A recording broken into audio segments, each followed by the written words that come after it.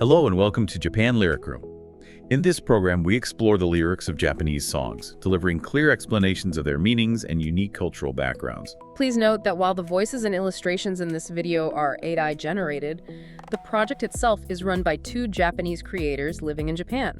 The script is carefully researched and written by us to provide original explanations. So, what if I told you that the most accurate portrayal of severe social anxiety in modern music isn't, in some moody indie ballad? Right, it's actually hidden inside a high-energy anime rock song about a high school festival. Exactly. Yeah. Today, we are exploring the lyrics to Seiza ni Naretara by Kessoku Band. And if you were listening to this, you probably know it as the climactic track from the 2022 hit anime Bocchi the Rock. Yeah, but our goal today is to look past the surface of that catchy melody. We really want to decode how this song taps into decades of Japanese rock history. Right, and how it translates the excruciating, quiet yearning of a lonely teenager into this massive universal anthem. Because the layers to this track are genuinely staggering. It is a masterclass in using musical arrangement, linguistic nuance, and, cultural callbacks to translate a very specific internal struggle into something anyone can feel. Definitely. But before we even look at a single lyric, we need to understand the architectural foundation of the song, right? Because the creators really didn't hold back here. They absolutely didn't. They approached it like they were producing a legacy rock record. Yeah, since this track plays during episode 12, the absolute climax of the series where the band performs at their school festival. Right. And the lyricist, Ijichi, was given a very difficult psychological task. She had to translate the protagonist Bocchi's, her real name is Hitori Gotoh, her severe social anxiety and profound lack of self-esteem into poetry. Which is tough to do without making it sound like a pity party. Exactly, but she did it beautifully. And then the composer, Gotoh, reinforced those lyrics using slightly unstable chord progressions. Hold on, let's break that down for a second. What makes a chord progression unstable in a way that relates to anxiety? It comes down to musical resolution, really. A lot of pop music relies on major chords that feel complete or resolved. Oh, like a nice clean ending. Right. But Gotoh leans heavily into suspended chords. Those are progressions that avoid landing immediately on the root note. Oh, interesting. Yes, when you hear a suspended chord, your ear is just left hanging. It creates a physical sensation of waiting or uncertainty before it finally resolves. Wow, so it literally mirrors the hesitation of a teenager who isn't quite sure where to step next.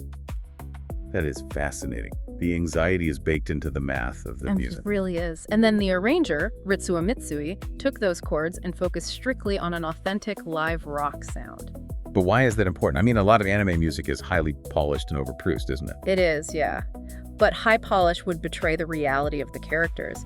Mitsui designed the guitar arrangement entirely around how it would actually sound, played by a raw, slightly nervous high school band on a gymnasium stage. So there is a slight overdrive, a raw fluctuation in the tempo. Exactly. It captures the unpolished, frantic energy of youth far better than a studio-perfected track ever could. That's so cool. And that brings me to the title itself, which I find incredibly curious. Seiza ni Naretara, if I could be a constellation. When I first heard that, it instantly reminded me of Mr.Children's 1992 massive hit, Hoshi ni Naretara, which translates to If I Could Be a Star. Is that similarity on purpose? Oh, it is entirely deliberate, and it represents a massive thematic shift in the lineage of J-rock. How so? Well, in Japanese rock history, the motif of a star has almost always symbolized a lonely, isolated individual moving towards some kind of distant hope. Like the lone star, the tortured genius fighting against the dark. Exactly. But this song deliberately alters that iconic phrasing. By changing star to constellation, it completely reframes the narrative. Wow, it takes the focus off the lone genius trope and makes it about the ecosystem, like moving from an isolated individual to a connected band? Yes. And the homage to J-rock legends runs even deeper than that. A very intentional choice was made to exclude any element of romance from this song. Which is pretty rare, right? In most media, a track with this much emotional yearning would inevitably pivot into a love story. Almost always. But the focus here remains fiercely on camaraderie and the unique platonic dynamics that only happen on a stage between bandmates. Which is a direct tribute to legendary bands like Asian Kung Fu Generation and Bump of Chicken. Those bands have spent decades singing about the existential weight of friendship and stage dynamics. Right. And if you look at the characters in Kessoku Band, their surnames are Gotoh, Ijichi, Yamada, and Kita. Which are the exact surnames of the members of Asian Kung Fu generation. Yeah. It is a beautifully constructed love letter to the culture of Japanese rock. But the absolute peak of this homage happens in the animation of the live performance itself. Okay, this blew my mind when I first saw it, but I want to understand the mechanics of it. During the school festival scene, Bocchi's guitar string suddenly breaks mid-performance. Panic sets in. And to survive the song, she grabs a glass cup and uses it to slide up and down the frets, a bottleneck technique, keeping the music alive. It looks incredibly cool, but how necessary is that? Can't you just play on the remaining strings? From a technical standpoint, a broken string during a live song is catastrophic. Really? Yeah. When a string snaps, the overall tension on the guitar neck drops instantly. And because of the change in tension, all the remaining strings immediately go out of tune. Oh, wow. I didn't realize that. So if you try to play normally using the frets, it will sound dissonant and awful. By grabbing the glass for a bottleneck technique, Bocchi is essentially ignoring the frets. She's using her ear to slide the glass and continuously find the right pitch on the fly. So she's compensating for the detuned strings in real time. Exactly. It requires incredible skill. So it's not just a visual trick. It's a frantic, genius musical survival tactic. And this actually happened in real life, didn't it? It did. This animated moment is a direct tribute to a famous incident in Asian Kung Fu generation's live history. During a concert, the frontman, Masafumi Gotoh, had a severe equipment failure. His guitar completely broke down. Oh, man. And in the middle of the panic, the lead guitarist, Kita, stepped up and completely improvised. He extended his solo, kept the ad-libbing going, and filled the sonic gap to keep the song from dying while the issue was fixed. That is a pure display of the rock band spirit, just covering for your bandmate when everything goes wrong. Absolutely. Well, knowing all of this context, the unstable chords, the shift from star to constellation, the real-life homage, the lyrics carry so much more weight. So how does all of that actually translate into the lyrics? Well, today we are going to explore 7 key phrases from this song in order to map out Bocchi's emotional journey. I'm ready when you are. Awesome. Let's get right into the very first phrase. Now, if we strip away the literal translation, the cultural nuance translates exactly to this: a walk home where you step on your own shadow, wanting to disappear into the night. It's just an incredibly striking opening image. And to truly grasp the psychology here, we really need to look at the Japanese phrase, yurunimagireru. Okay, what does that mean mechanically? Well, literally, it means disappearing or blending into the night. But culturally, it represents this very specific introverted aesthetic. It's the feeling of total sensory overload. Oh, I know that feeling. Right. When the daytime world, with all its bright lights, loud noises, and complex social systems, it just becomes way too much. And there's this aching, desperate desire to just detach and completely erase your own presence. It's like the ultimate introvert's shelter. It kind of makes me think about the time of day they're setting up here, too. Twilight. Yeah, twilight. Around 6:20 p.m., the sun is setting, people are loudly chatting, heading home, and Bocchi just feels completely alienated from that energy. And then there's the phrase, stepping on your own shadow. Yeah, that part is so sad. It is. Normally, shadow stepping is this lively playground game where kids chase each other. But if you're doing it alone, stepping on your own shadow. It becomes a completely solitary loop. You know, you're just looking down, interacting only with a dark projection of yourself. It's almost painfully introspective. It's this stark contrast to the lively sunset hours around her, which honestly just magnifies her isolation. Precisely. She can't find a place for herself in that bright, colorful world, so she seeks out the darkness as a sanctuary. Right. But a sanctuary can also be a prison, you know? Right. And that conflict, it completely explodes in the second phrase. It really does. Listen to how that second phrase sets up the conflict. And the cultural nuance for this is, I envy you, everyone loves you, but me, I've always been alone. This is just a masterful portrayal of a psychological split. Let's kind of break down the mechanics of what's happening in her head here. Please do. So when she says, I envy you, the you she's speaking to is the first star of the evening. That star is a projection of her ideal self. It represents the guitar hero she secretly wants to be, shining brightly and admired by everyone. Makes sense. But then reality pulls her back down with the second half where she says, but me, I've always been alone. Okay, wait, I'm going to interrupt you there because something about the grammar is kind of throwing me off. Okay, what is it? Why is that second half, but me, I've always been alone, in quotation marks in the official lyrics, I mean, if it's just her own reality dragging her down, she wouldn't really need to quote it as dialogue, right? That is a really good point. Could that actually be the star replying to Bocchi? That is a phenomenal observation, and honestly, it's the interpretation that gives this song its real emotional weight. Yes, it absolutely can be read as the star's reply. Wow, really? Yeah. Think about the physical reality of a star. From Earth, it looks beautiful, glittering, and universally admired. But structurally, a star is a massive celestial body burning completely alone in the freezing, empty vacuum of space. Oh my gosh. Millions of light years away from anything else. Whoa.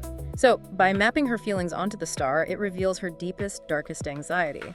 She's terrified that even if she succeeds, even if she achieves her dream of becoming this beloved guitar hero shining on stage, she might still feel completely isolated on the inside. Right. Success doesn't actually cure loneliness. It doesn't.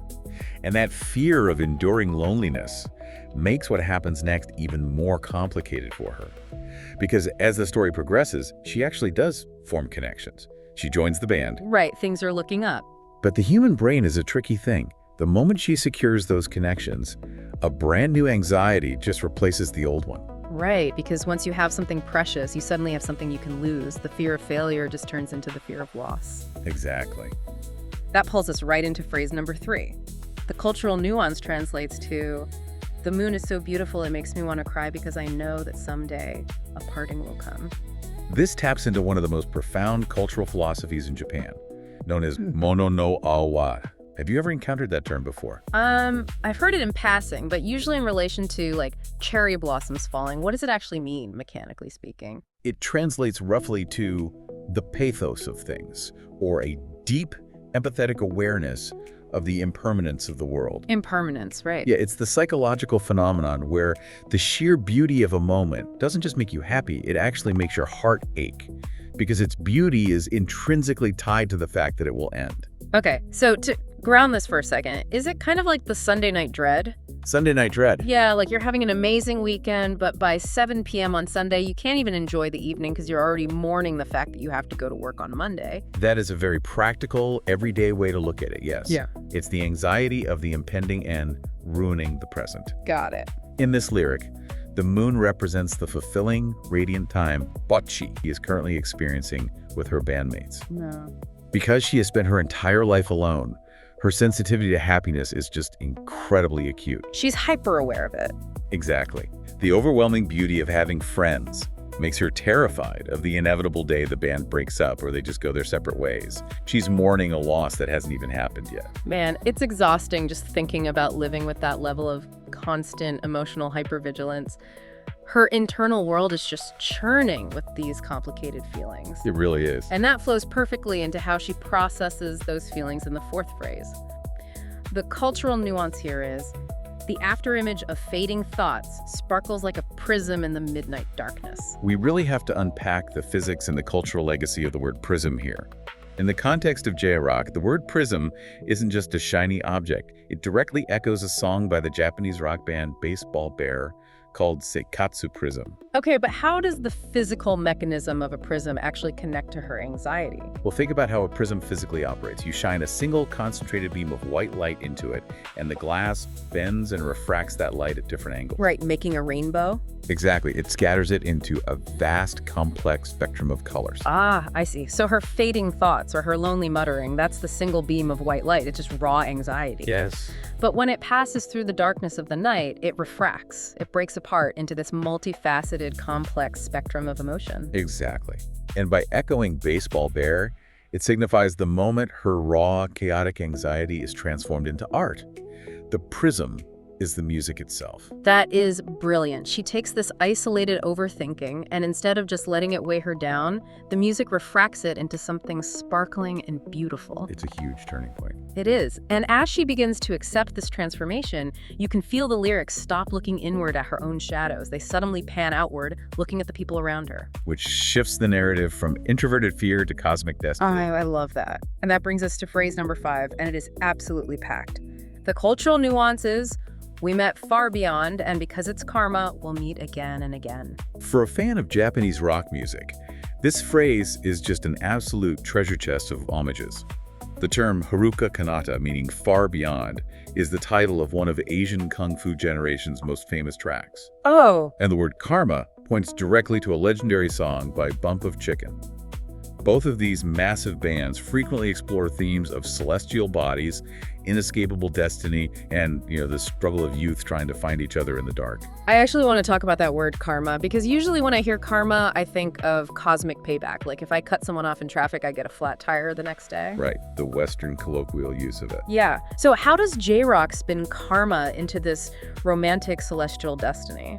In this lyrical context, karma isn't about punishment at all. It's about an inescapable law of cause and effect on a soul level. It implies this profound gravitational pull. Like actual gravity. Yeah, just as stars are bound by gravity, pulling them into specific formations across millions of miles, these lonely girls were pulled together by an unavoidable cosmic weight. That actually perfectly explains the Japanese grammar used here, too.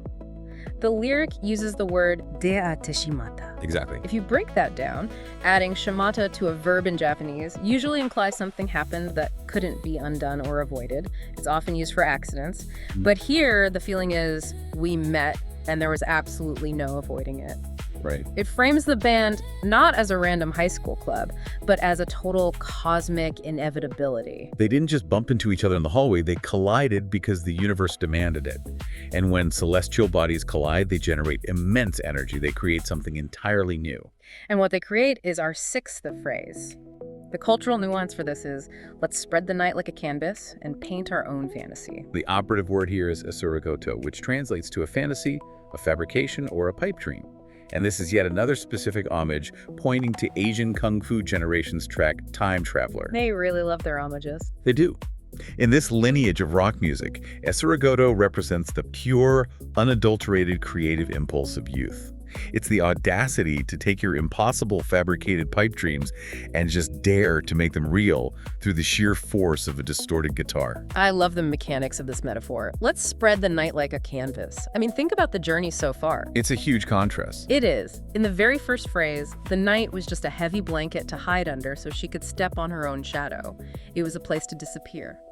But now, the night is a blank canvas. They are reclaiming the darkness. Exactly. They are taking the exact same isolating darkness, but instead of hiding in it, they are using it as the background to paint their shared reality. They are literally drawing the lines between their individual stars to invent their own constellation. It's incredibly empowering. It's a stunning evolution.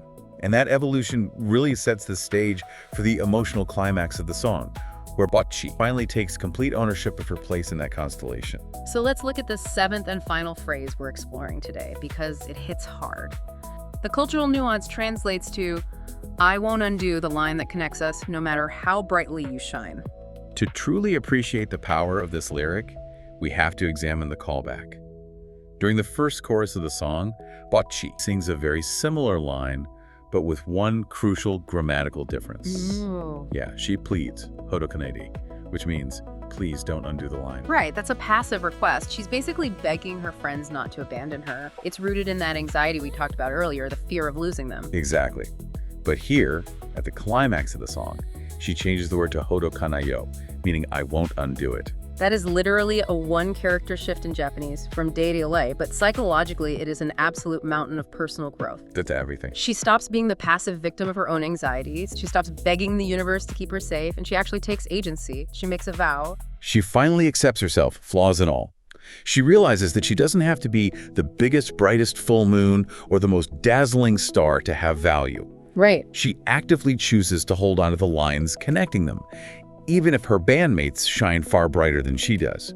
She finds immense strength in simply being part of the formation. And what just completely blows my mind is how the physical music, the actual instrumental track, mirrors this exact emotional realization. Yes. Throughout the song, if you listen closely to Bocchi's lead guitar, she's playing these delicate, almost nervous arpeggios. She's picking out single notes one by one.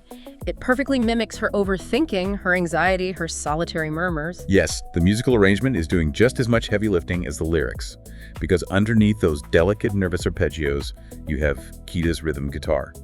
And Kita is playing these open, confident, steady, rhythmic chords. It's the perfect audio representation of the lyrics. The delicate, nervous individual is being held up and supported by the open, steady rhythm of her friend. You can literally hear the solitary stars connecting. Yes.